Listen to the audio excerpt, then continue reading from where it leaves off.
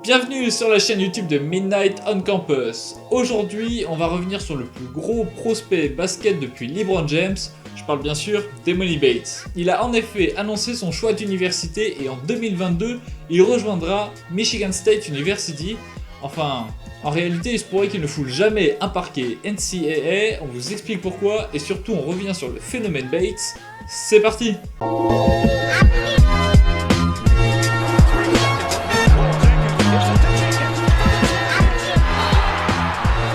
Alors Bates, il fait saliver les scouts NBA depuis son plus jeune âge, surnommé parfois le nouveau Kevin Durant, et pour d'autres c'est juste le plus gros prospect depuis LeBron James donc. Il y en a eu d'autres avant lui, Andrew Wiggins, R.J. Barrett, Michael Porter également, mais Bates semble être fait d'un bois différent des autres. Dès sa première saison au lycée, il a porté son équipe vers le titre de champion d'état du Michigan de première division, c'était d'ailleurs le premier titre de l'histoire de son équipe. Il tournait à 28 points, 10 rebonds par match. À titre de comparaison, LeBron James, au même âge, face à une compétition à peu près équivalente, il tournait à 18 points par rencontre. Ça vous place quand même le bonhomme. Pour sa deuxième saison, il s'est amélioré sur le plan statistique. Il était d'ailleurs en passe d'emmener son équipe vers un deuxième titre d'affilée.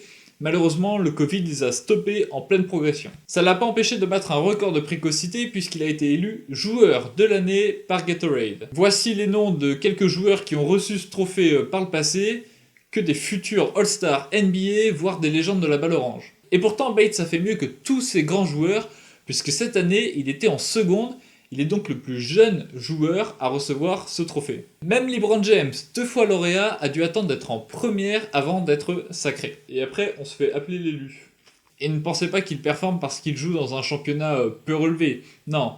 Demandez donc à ses adversaires en AAU l'été dernier sur le circuit de Nike ce qu'ils pensent du talent. Il a affronté la surarmée équipe de LeBron James Jr., il a sorti une masterclass avec 43 points, 11 rebonds, ce qui lui a d'ailleurs valu les félicitations du King en personne. Mais si Bates impressionne autant, ce n'est pas seulement dû à ses stats, mais c'est aussi parce qu'il a un parfait combo technique-physique adapté à la NBA actuelle. On dirait un joueur tout droit sorti de NBA 2K. Du haut de ses 2m10, l'athlète de saison peut tout faire. Il peut tirer à 3 points, que ce soit en sortie de dribble ou en catch and shoot, il peut attaquer le panier, il peut jouer dos au cercle, et s'il faut défendre dur, il le fera sans rechigner et surtout avec efficacité. Mais d'ailleurs, un joueur grand, longiligne, diaboliquement efficace en attaque comme en défense, ça vous rappelle pas quelqu'un ? Incredible opportunity. Durant for three. It's good. Kevin Durant. Et oui, quand on parle de Bates, on pense forcément à Kevin Durant, et c'est vrai qu'il y a de grosses similarités entre leurs jeux. Je vous ai mis dans la description une mixtape qui vous conduira à la fois vers des highlights de Kevin Durant et une autre vers des highlights d'Emoni Bates, et vous pourrez comparer, vous verrez, c'est assez saisissant. Tom Izzo vient donc de réaliser un énorme coup en attirant dans ses filets le meilleur prospect de ces 10 dernières années peut-être. Jamais un Spartan n'a semblé aussi fort au niveau high school, pas même Jaren Jackson ou Miles Bridges. Une fois n'est pas coutume, Tom Izzo s'est donc jeté un peu corps et âme dans le recrutement d'un top talent, ce qui témoigne d'ailleurs peut-être d'un changement de stratégie de la part de Michigan State et d'une volonté d'attirer les plus jeunes prospects, les meilleurs prospects dans son équipe. Ainsi, pour mieux comprendre l'impact de ce recrutement sur Michigan State et pour Emoni Bates, je vous invite à lire l'article qu'on a écrit à ce propos. Vous y découvrirez d'ailleurs également pourquoi Bates a reçu très peu d'offres d'université, alors que des joueurs bien moins cotés peuvent recevoir 40 courriers de la part de différentes facultés. Vous retrouverez le lien bien sûr dans la description, n'hésitez pas à y jeter un petit coup d'œil. Donc Bates devrait rejoindre la NCAA en 2022, mais en réalité c'est pas gagné. La raison, c'est la NBA. En effet, depuis 2005, les joueurs pour se présenter à la draft doivent être dans leur 19e année, mais cette règle pourrait être abrogée d'ici 2022 justement, ce qui permettrait à Bates, à sa sortie d'high school, de filer directement vers la NBA, les dollars et la gloire. Ça signifierait la fin du one and done. Mais comment il va faire John Calipari ? Il va devoir coacher ? Bon, pas de panique, il y a plusieurs raisons de le voir quand même évoluer à l'université. La première, c'est tout simplement que la règle pourrait ne pas être abrogée d'ici 2022, ce qui obligerait donc Bates à passer par la fac. La deuxième, c'est que selon ses récentes déclarations, il envisage vraiment d'aller à l'université au moins un an pour l'expérience. En même temps, Michigan State, avec ses infrastructures qui font rêver, ses professeurs parmi les meilleurs du monde, il va pouvoir être dans un cadre où il pourra allier à la fois les études, obtenir son diplôme et surtout performer au niveau sportif. Non, je comprends parfaitement.